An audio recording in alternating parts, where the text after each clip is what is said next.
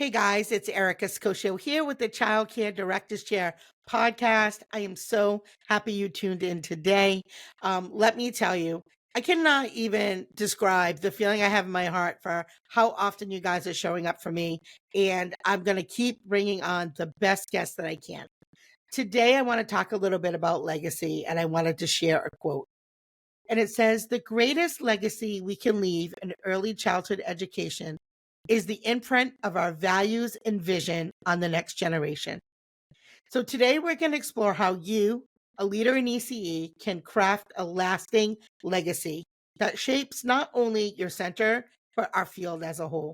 And I think now more than ever, we need that. We need some folks to start standing up because our industry is definitely going through a flux. So I would like to invite you to our show. And oh my goodness, Anisha, is that how you say it? I don't want to say it wrong. No, you're good. You're good. You Anisha got it. Angela?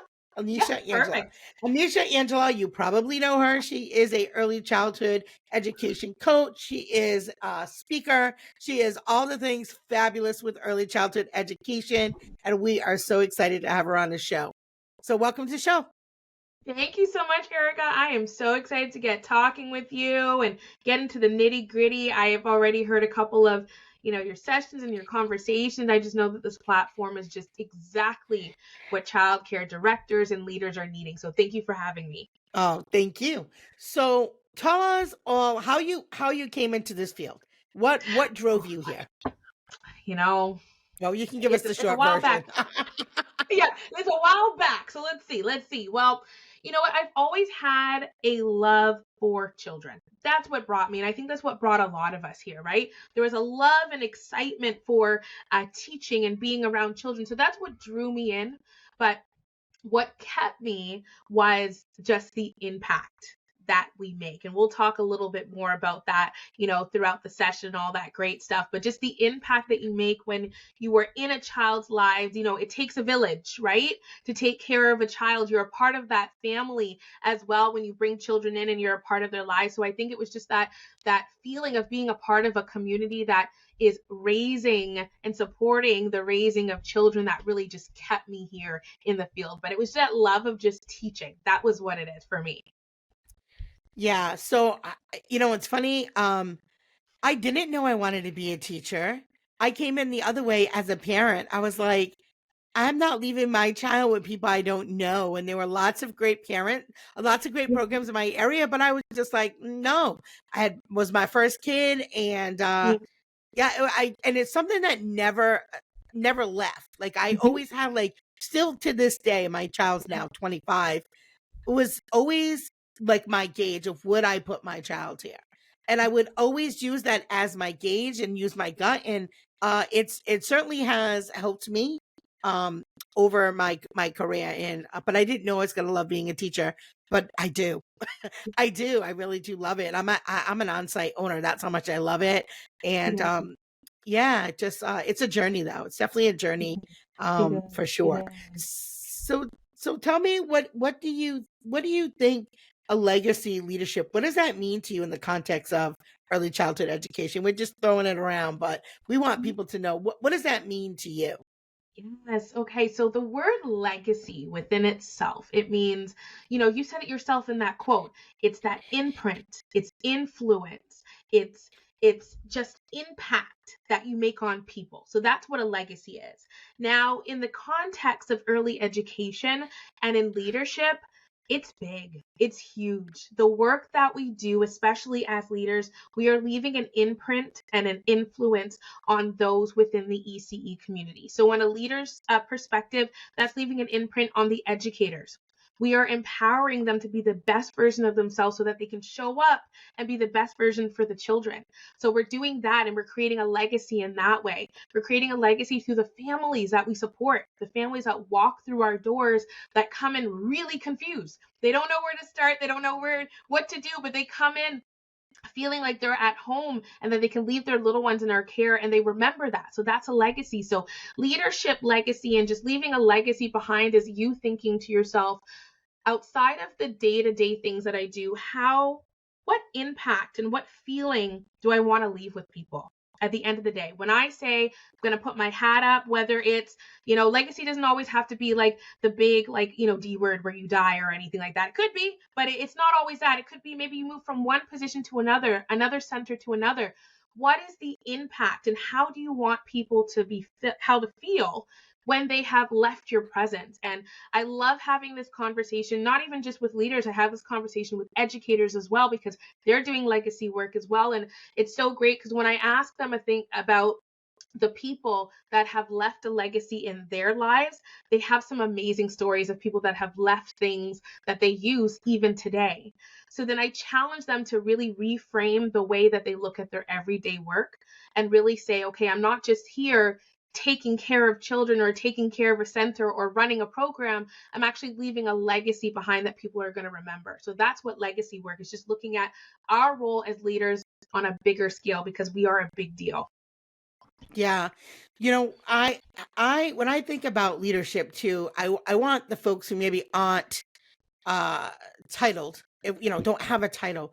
I want you to know that you don't need a title to be a leader. No, That is so no. important. I want people to really understand that, Yes. no matter where you are in your journey. And one of the things that we really try to instill in the children in our program is that they can be 3 years old and still make an impact on their That's community. it. And I'll give an example.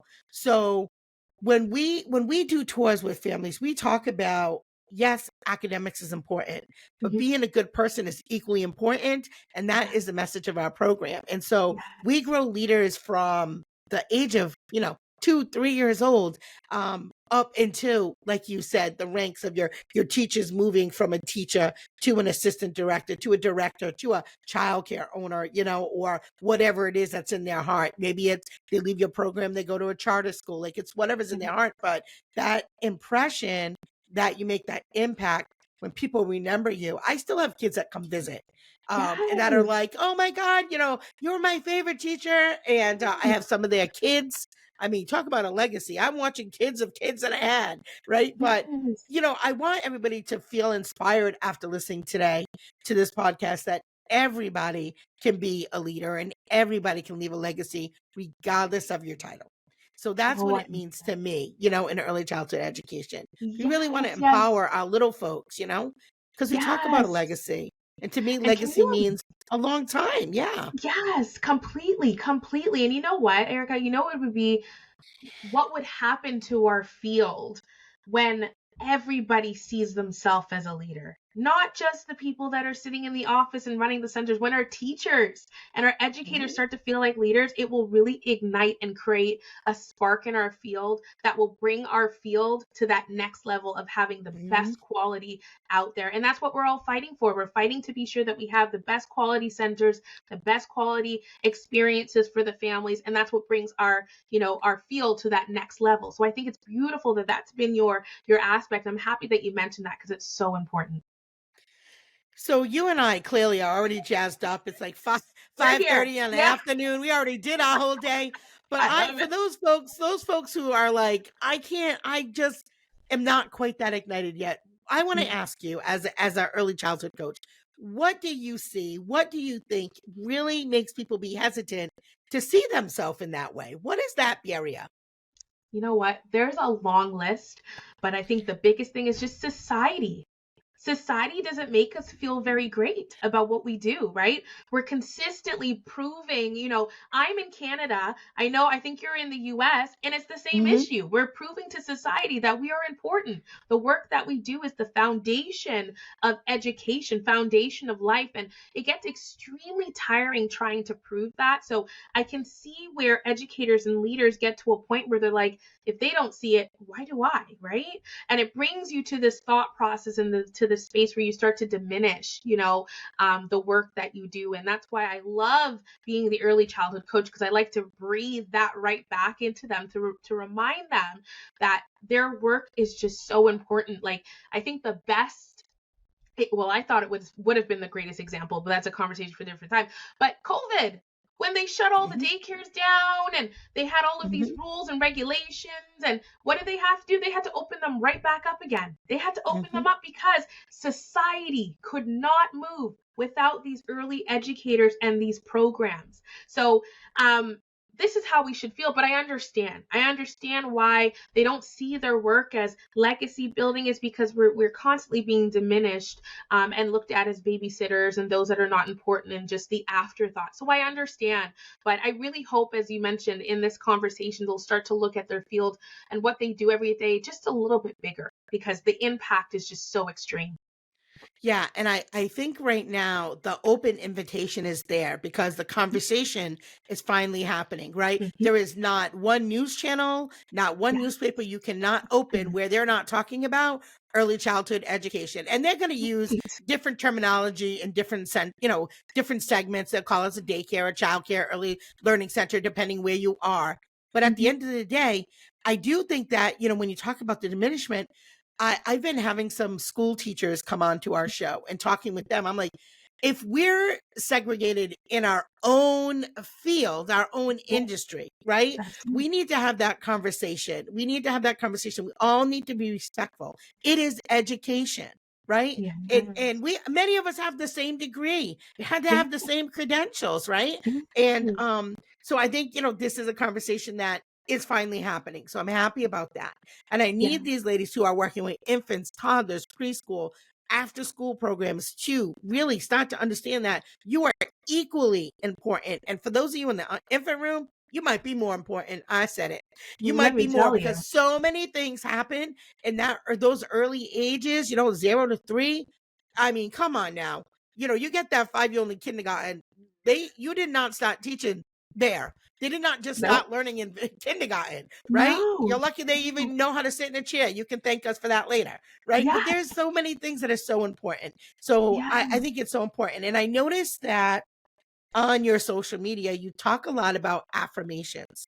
So, how can affirmations play a role in shaping ECE leaders' mindsets towards building a legacy?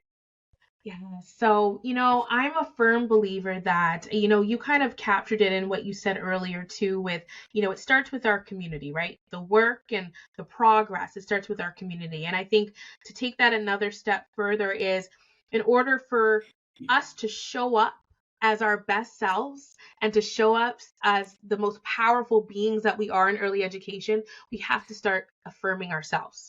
We have to start treating ourselves right. We have to start taking care of our body and our minds and all of those aspects. And sometimes that could be done through affirmations.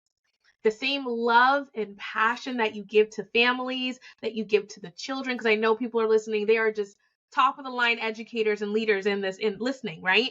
The same love you give to them, you need to give to yourself, and you have to pour back into your cup, right? So that's where affirmations come in, by you saying things to yourself to affirm yourself that you are an amazing individual making impact every day. But it really starts with you doing that for yourself first. And I know that's hard. I know that's really hard because, again, we're in this field and profession where we're serving. We're so used to serving people. We're so used to, giving our all to others that we don't think about ourselves. But I always use the example that, when you're in a plane and a plane is going down, what do they tell you? Do not put on somebody's life vest or little oxygen chant first. You have to put yours on first in order to help the people around you. So if you don't take care of yourself, you don't affirm yourself, you don't feel great, you're not going to be able to continue the powerful work that you're doing. So affirm yourself and use I love daily affirmations, and I have these little cards that I give out at my sessions and stuff like that, just to remind them. And sometimes it's just a great reminder that we need that, we are amazing individuals. Yeah, for sure. And it really can be life changing. I Yeah. went to I went to a wellness retreat in Arizona, which I had never gone to before. And I talk about it sometimes on the show, but there were a lot of things that I learned there that were life changing for me. And journaling was one, affirmations, meditation.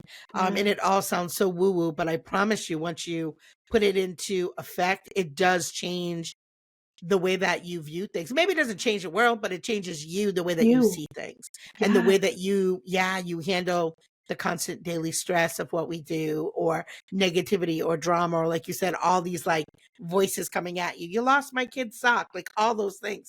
It helps you respond differently. And the folks that are around me all the time, like, God, like, you really did change. And it was 7 days and it just changed all my daily habits. So I love it. I still a love work in it. progress like everyone else, but We're this human, right? podcast is my therapy here. It's where I talk about all my things that I Oh, hold it in, I let it out, right? that's it. So can you share a personal experience where you realized the impact of your leadership on ECE? Wow. I think the beauty of our journey in early education is you have many moments like that, right? For me, it starts with, a family coming up to you and telling you, I was going through a really rough patch, and through your support and your care of my little one, I was able to deal with that. Or in a leadership position, you are pouring into a staff and you're like, you can do it, you got this, you can try it, and they finally get it and they say thank you. I'm happy that someone was able to see that. Or even in my now, as I, travel all over to do speaking engagements and I coach and all that stuff, and getting off the stage and that person saying, you know what, Anisha, that message that you had for me, I needed it so badly. I was at the end of the rope when it comes to, I just wanted to leave the field. I want to leave the Yeah. field. I didn't want to do it anymore, but your message came so timely. Those are the moments that really puts back into you and pours back into you and reminds you of your why and brings you back to what your legacy is going to be and what your legacy is shaping out to be as you go. So though I would say that I've had many moments, basically, to answer your question Yeah. Yeah, without no, going down that the list. yeah, no, that certainly I can relate, because that's how I feel about our show here. I Mhm. will have listeners from all over the country inbox me and say, thank you for talking about this topic, or wow, that really like impacted the way that I thought about things. So, Yeah. and then that fuels you, right? That fuels you too, right? So it's Mhm. a reciprocal relationship, because you Mhm. feel so great when you can give of yourself. Um, it's almost, it's a gift to be able to give, Of course. so I love that, Good. um what are some common challenges that you think ECE leaders face when they're trying to build a legacy, and maybe how can we overcome these challenges? Mm. Right now I have a leadership certification program that I run at the ECC here, and we get to have a lot of conversations. I think my favorite thing about the program is it's live coaching with me. And I think one of the things that they find that is such a struggle is that they're being pulled in so many directions as a leader, right? They're being pulled in Yeah. so many directions, and you always feel like it's not enough. No matter Hmm. what you do, you feel like you're giving 100%, but it's still not enough. And when you get down that road of constantly feeling like that, it starts to kind of diminish that legacy Hmm. talk a little bit. You're feeling like you're just going day to day doing what you have to do. And I think a lot of the times that's what happens with leaders, that they're being pulled in they're juggling so many things, being pulled in these directions, and it just pulls them farther away, from, their why, right? And I always say that every educator has a why and every leader has a why. And their why is usually embedded in, something that they've been through that makes them feel like, leadership is for me. I want to try this. But as time goes on and the chaos of being a leader and being pulled in all these directions, it kind of makes them take a step back and almost forget, their impact and what they're doing. So that's one of the main things that I'm hearing a lot of, and just feeling underappreciated.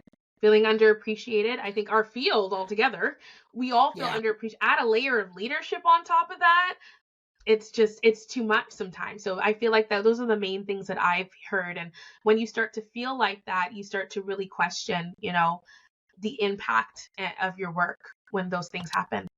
Yeah.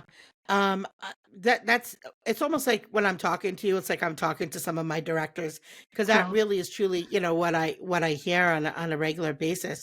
So one of my favorite stories, have you heard of the story of the geese? Mm-mm, I don't think so. No.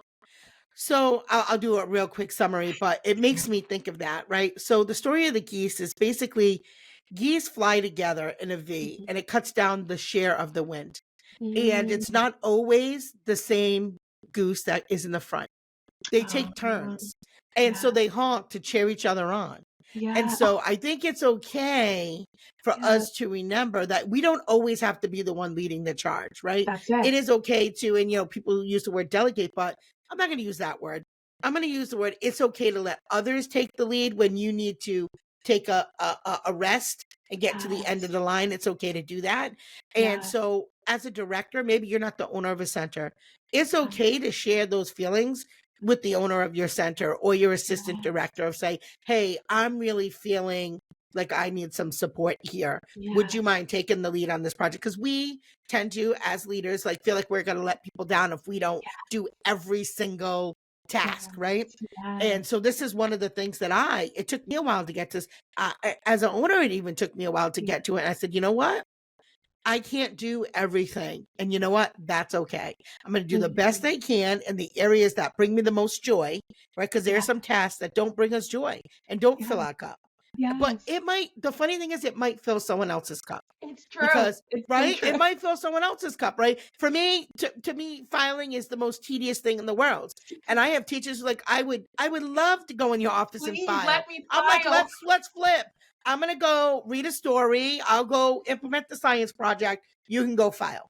Like, Yes, so find the things that fill your cup and then you yes, will not feel so overwhelmed by all those tasks.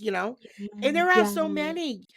Somebody Mhm. said to me, if you want your podcast to really grow, you got to niche it down. You talk about too many topics on ECE. I said, you clearly have never worked in ECE because we need to know so many different things. It's We got to true. be good at so many different things. We're Yes, expected to know how to do enrollment and tours and marketing and yes, curriculum and licensing and compliance. Like we got to be good at a whole lot of things, right? yes. And so how do you niche that down? I don't know how to niche it down You because we don't got to need be good to. at we need to be good at so many different things. And so, I want folks to get help where they need it. So Yeah, I want to say today, yes, be happy and proud of the impact that you're making, but remember you don't have to make that impact alone. Count on your that's team. it. That's Count on it. your support team. I think that's That really important. yes, yes, yes. So I guess I jumped right to our next question. So I shared some Okay. strategies. Share some strategies that professionals can use to stop viewing their work as part of the bigger legacy. And what supports and what strategies do think can help keep them happy and sane while not leaving the field? Mm, a lot of things. So, one thing I could think of is starting simple and just looking at the simple joys, asking yourself, what are the simple joys of your role? Because, like I said, we're going through this macro look of long list of things we have to do, and we're not really honing in and listening and feeling the energy of the simple joys that make our roles enjoyable. So tapping back into simple joys is one thing. Highlighting what your values are. I think stepping back and talking about, what are my values? What are my core values?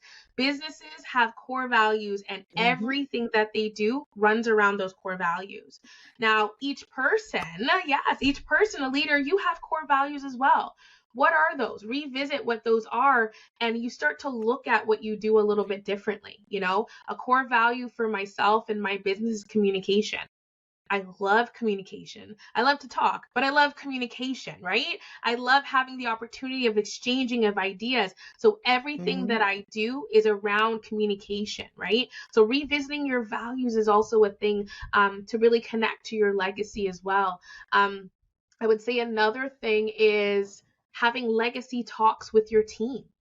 So having the verbiage and conversations around what is a legacy? What does that mean to you? Right? And having those bigger conversations with your team and your community so that, everybody's on the same page of having those conversations, and we can support one another. Anisha, your legacy is this. I'm seeing you work on your legacy, Anisha. I'm seeing you work on your legacy, Erica.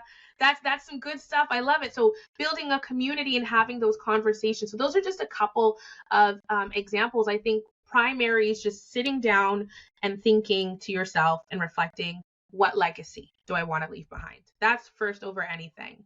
How do you want people to remember you? How do you want people to feel when they think of you? I do a keynote about, cultivating a legacy, and I'm a person that likes to walk around with a mic. So people love it and people hate it at the same time. They hate to see the mic coming their way, but there's always an opportunity for them to share. And it's so beautiful to see the last session I had. They would share who has left an imprint and an impact on their life. And they were sharing about people that were actually sitting in the room with them. So people like their supervisors, their managers, their people, and tears are going because you don't realize that you're just doing Mm-hmm. your everyday job and you don't realize. So I think also just sitting back, having the conversations and reflecting on what legacy building is where we start for sure. I love that. So that gives me a nice little segue to, because as you said, people were sharing about the impact that their managers made for them. So let's talk about what ways can people provide mentorship and professional development to contribute to creating a long-lasting impact in ECE. Mm, I think it's first viewing mentorship as leaving a legacy, because I feel like a lot of us, because we have so much to do. So when we think about taking on a student, we think about taking on somebody to onboard or whatever the case may be, you're thinking, "Oh my goodness, like another thing to do." But I think one of the main things is actually flipping that and thinking of mentorship and having the opportunity. It's not a task anymore. Mhm, It's an opportunity to mentor somebody is leaving a legacy. I always talk about passing the baton. That's what it is, mhm, passing the baton. Being able to share your knowledge, your expertise, your ups, your downs, the realness, the rawness of early mhm, education, because I don't think there's any beauty in giving all the pretty stuff only. You have to give them mm, the raw stuff too. But showing them all of that and seeing what you've overcome is what's going to ignite our industry. And if you really, really deeply love our industry a lot and enough, mm, mhm, mentorship is deeper than just a task. So I think it's about reframing your mindset and building a thought process of mentorship being a part of leaving your legacy. So that's one thing. And I think when it comes to professional development is, once you realize, this is something I want to work on. I want to get stronger here. I want to get, more versed in this area. Going to professional education to do that, to make yourself stronger is a big part of that too. So I think the mix of that is basically, where we're at for that. But it's just reframing your mind and just looking, if you love this field as much as you do, you got to pass the baton. If you want it to keep going after it's all said and done, you got to pass the mhm. baton. Yeah, I love that. So, and I think, well, I also love to communicate and like to talk, as you can tell, which is why I release That's why we podcasts literally connect. daily episodes. Okay. That's how much my kids tell me I'm obsessed with ECE. And I say, you I could be love it. right. But when you think about mentorship too, one of the things that I think is always so important is when you send folks to professional development, that's all great. Do Mhm. not just take that paper and put it in a binder, in a file, whatever, to meet the Yes, requirement. This is where the mentorship comes in. After your yes, staff come back from that conference, sit yes, down with them during their one-on-one. What did you learn? How are you going yes, to implement it? Tell me what was your aha. When you have those yes, conversations and we're reflective in our practice, it makes them feel like, wow, I did learn a lot. Or, I really feel like I knew everything there. And then imagine that, like that feeling of, yes, wow, I could have taught that. I could have taught that session. yes, So there's yes, so many takeaways when you are reflective in your practice. And yes, I think being a good mentor is you should be mentoring the people in your program yeah, through your one-on-ones, through your not just once a year when you're doing the review, but monthly. You should be doing a check-in with your folks, a real formal check-in. And I know it's hard with the time. Trust me, I know. I got yes. 42. I got 42 staff. It's hard to check in all the time. And if you Yes, can't do it yourself, like have your admin team that's check it. in with the staff, and then you check in with your admin team. But there's got to be not just accountability, because a lot of times that's where the conversation goes to all the things they didn't do right or didn't do wrong, that they did wrong, and you don't focus on what they did right. Find those Yeah, things that they're doing right, because that's a great way to build people up to get that momentum going. Not, how many times are going to tell you about wearing your uniform? You didn't do this, you didn't do that, right? yeah, But because we do that because we're accountable to the parents, right? We do that. But try to find what they're doing right and then build off that. You're going to get a lot more momentum and a lot more buy-in, I think. Absolutely, Yeah. absolutely. So can you highlight a leader or organization in ECE that you think really sets the example of what it means to successfully build a legacy? I'm going to be a little bit selfish here and Be actually selfish. kind of big up a little bit of my early childhood coach. So it's not just me that works in my Yeah. brand. I actually have Yeah. 6 other people that are actually early childhood educators that work in my brand. So every one of them all come a different from a different lens of early childhood. So I have one person, she's my infant expert. She does all the workshops and professional learning and coaching about, infant.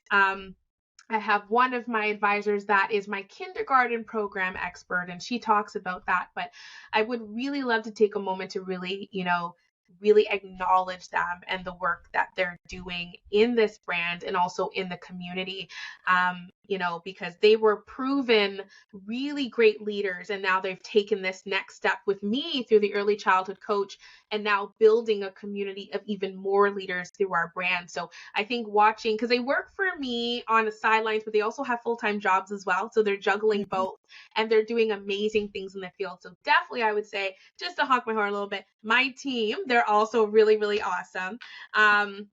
I'll say to add to that, as I mentioned before, Erica, I have an early childhood leadership certification program that I run. And, I have met and coached with quite a few leaders through that program. And I would say they're remarkable as well. The ones that I've met, the ones I've come in contact with are so remarkable. I think listening to them, wanting to grow and be better leaders is great. That's why they're in the program. But I think they don't really understand the impact that they've made already in the work that they're doing, right? So, those that I've worked with, which is great. I can go on forever, as you can see, but there are a lot of leaders. There's Yeah, a it's lot of okay. leaders doing amazing things. You're an amazing leader doing amazing things. Like the list goes on forever. Yeah. Yeah, so I think, the advice, like you said, there's a plethora. I think the advice from this podcast would be plug in, find Mhm, a person, a mentor, a colleague mhm. that really speaks to what it is you're trying to do, going back to your core values, and plug into the community. I think right now we all need to pull together. Yeah. We need to be one voice. And the voice needs to have the same message, Yes. and it's, what do we need to survive as an industry? What Mm. can we do to make that impact? I want to just say this is a statistic that I want to throw out, which is a little off target, but It's at the okay. same time I think it ties it together.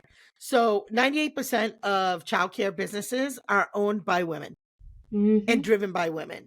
Hmm. And yeah, we love our male educators. Let me tell you, I love you, love you, love you. We need you. But the statistics right now in today's world, it's like 98% Yeah. of that. More than 50% of those businesses are owned by women of diverse backgrounds. Yes. It's Yeah. very important to me as a small business owner. It's taking off my education hat. It's very important to me that this industry keeps the diversity in the face that it has right now.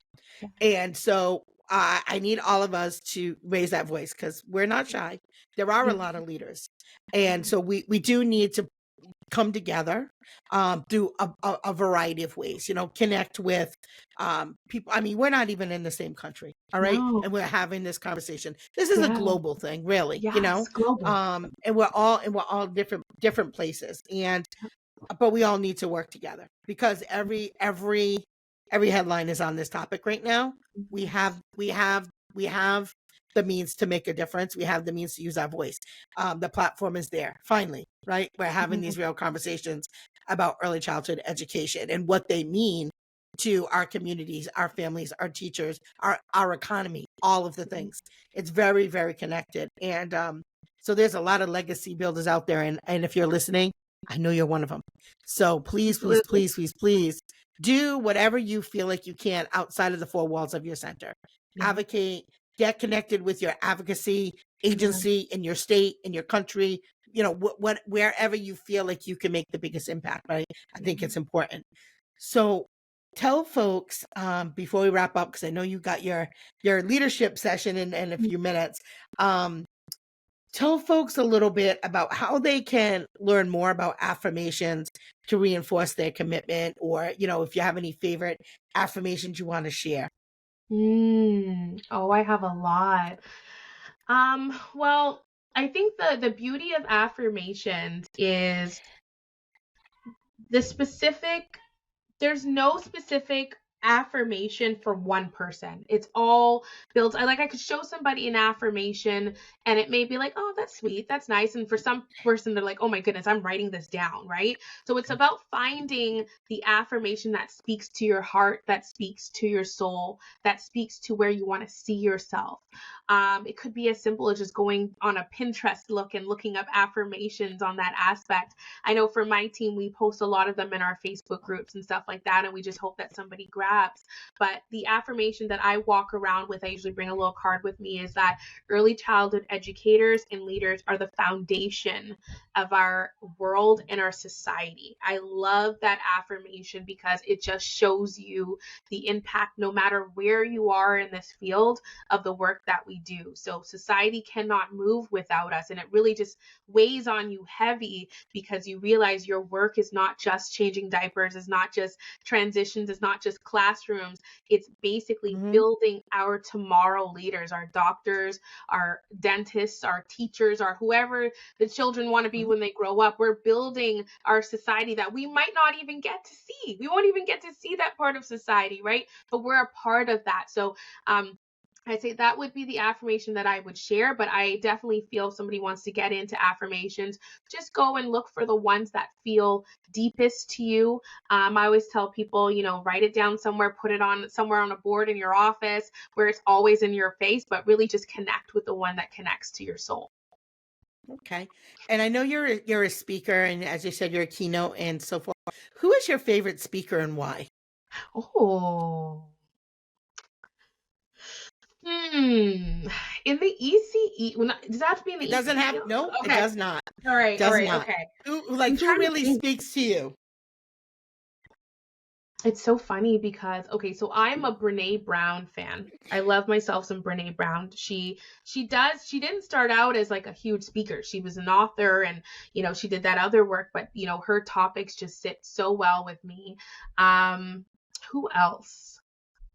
I like some Tony Robbins. Tony Robbins does it for me too. He gets you out of your seat and thinking in that motivation. I have a long list, but I would say those two really stick out to me. I'm sure I have more, but I feel like I'm getting stuck on it. But No, yeah, no, no, don't there's be stuck. lots out Yeah. there.